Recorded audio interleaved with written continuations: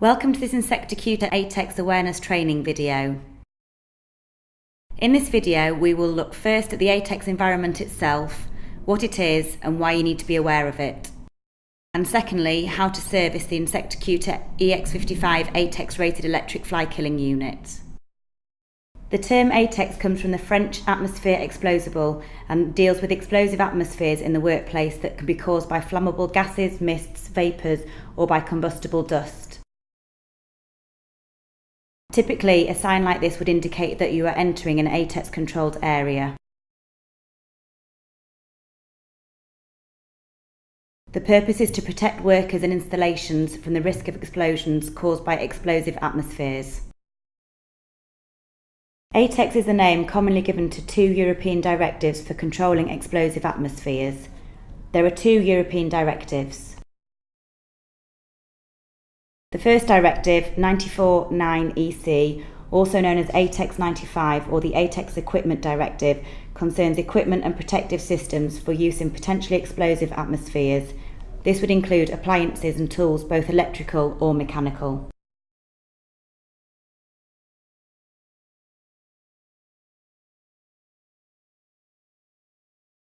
The second directive, 99/92/EC, also known as ATEX 137 or the ATEX Workplace Directive, deals with precautions to be taken in workplaces where explosive atmospheres might be present due to flammable dust, vapours or gases, or mixtures of these. These precautions might include, for instance, a requirement for anti-static clothing.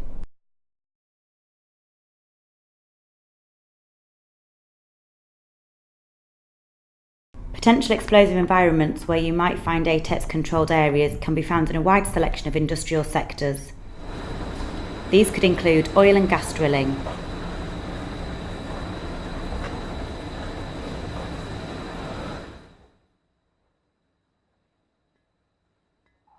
both surface and underground mining,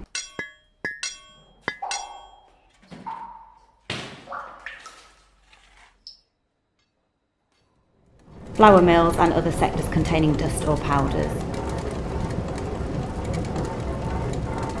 Some other examples include chemical manufacturing, distilleries and food manufacturing. ATEX classifies the potential explosive working environment and equipment to be used in these areas into groups and zones for the working environment and categories for equipment. If the potential explosive environment is from gas, vapour or mist, the class of the ATEX zone will be identified either as Zone 0, Zone 1 or Zone 2. Whether the areas are classed as 0, 1 or 2 depends on the likelihood that the explosive environment will occur, and if it does occur, the frequency of its occurrence. For example, in the case of Zone 2, it is considered unlikely that the explosive environment would occur in normal operation, and if it did, it would only be for a short period. If the potential explosive environment is from the risk of a cloud of combustible dust in the air, the class of the ATEX zone would be identified either as Zone 20, Zone 21 or Zone 22. Again, the classification of 20, 21 or 22 would depend upon the considered likelihood that the explosive environment will occur and the frequency of its occurrence. In the case of Zone 21, it is considered likely that the explosive environment would occur in normal operation, but only occasionally.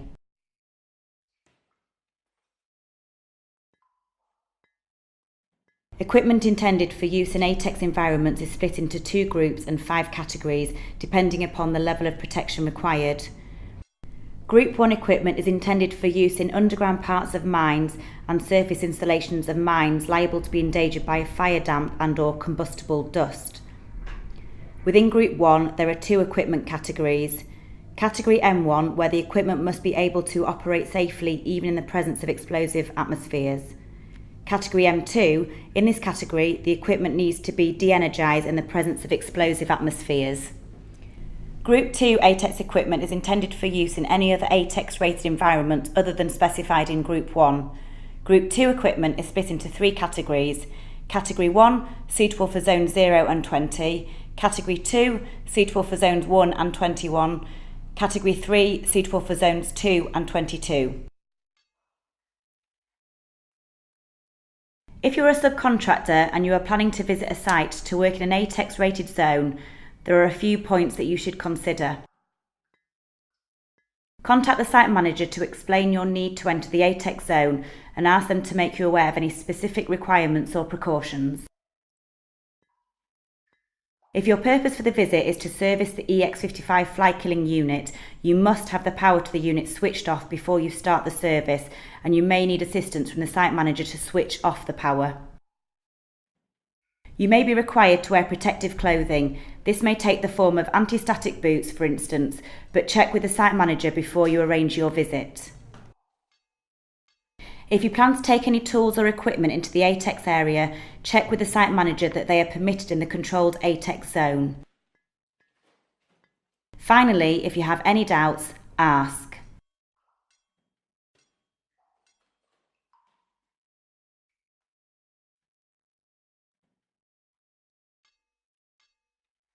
The Pelsis Insecticutor range of electric fly killers includes the EX55, which is the Category 3 ATEX rated unit. The EX55 unit is suitable for Zone 2, where a gas, vapour or mist is not likely to occur in normal operations, but if it did, will persist for a short period only. And Zone 22, where a cloud of combustible dust is not likely to occur in normal operations, but would persist for only a short period if it did.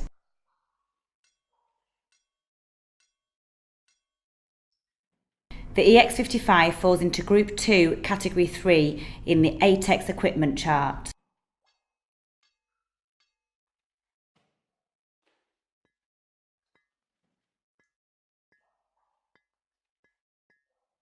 The features of the EX55 fly killing unit include the light fitting body and clear front cover, both manufactured from shatter resistant plastic.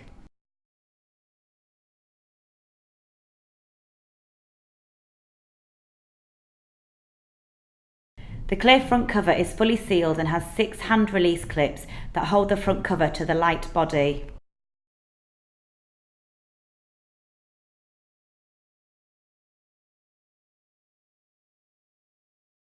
The unit has a 304 grade stainless steel frame,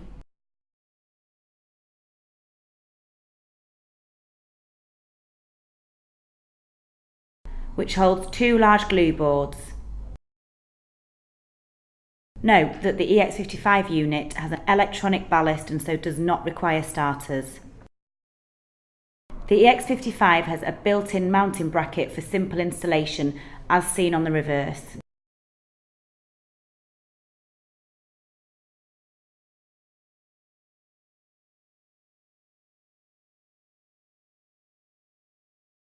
To carry out a full service on the EX55 ATEX unit, you will need 2 replacement shatterproof tubes, part code TVX18-24S, 2 replacement glue boards, part code 6139, some cloth to wipe off any dirt or debris and hand wipes to remove any contamination on the seal.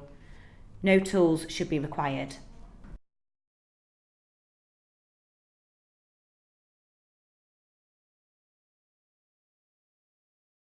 Warning! Check that the power to the unit has been switched off. Note that the unit will not have a plug, it will be hardwired into the electrical main supply. Ask the site manager to switch off the power to the unit before you start the servicing.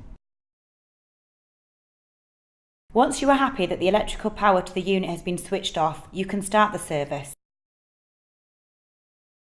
First, so that you can clean the unit effectively, the old glue boards need to be removed. They simply slide out of the holding frame. Next, remove any dirt or debris from the outside of the unit. This will make it easier for you to inspect for any damage and help prevent any contamination from getting inside the unit when the front cover is removed.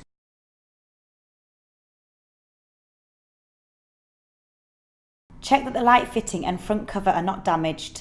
If you find any damage, like cracks or chips in the light fitting or the front cover, the unit will need to be replaced. Do not continue with the service. Do not reconnect the power.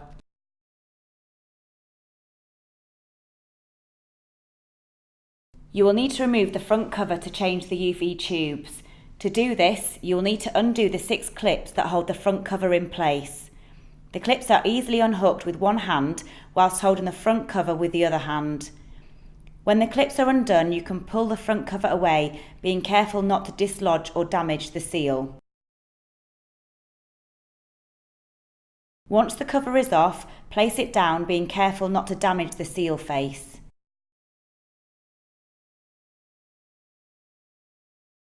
To remove the old tubes, simply rotate them by 90 degrees and slide them out of the tube holders.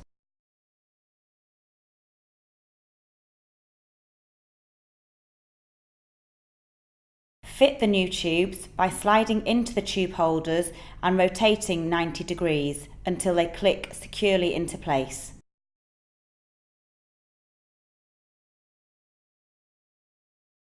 Check that the seal is not damaged and is seated correctly. Also make sure that the seal is not contaminated with any dirt or dust. Remove any contamination with a hand wipe.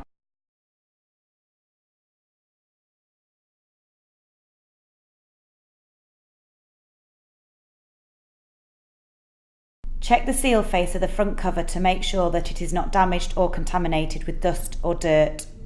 If necessary, wipe down the inside of the front cover to remove any dirt.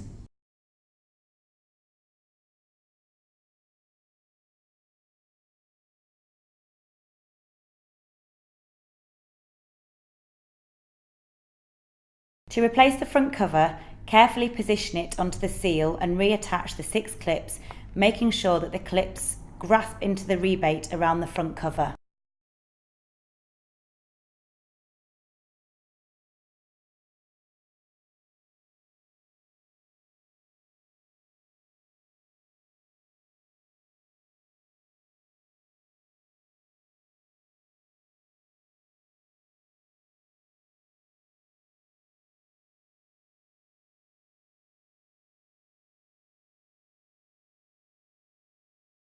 Fit the new glue boards by sliding them into the frame.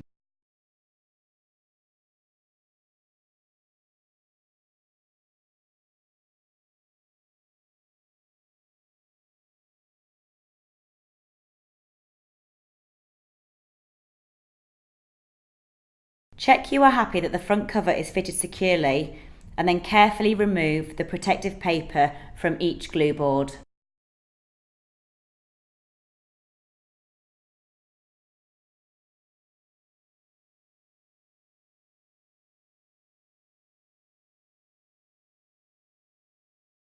Switch on the electrical power and check that the UV lamps light up.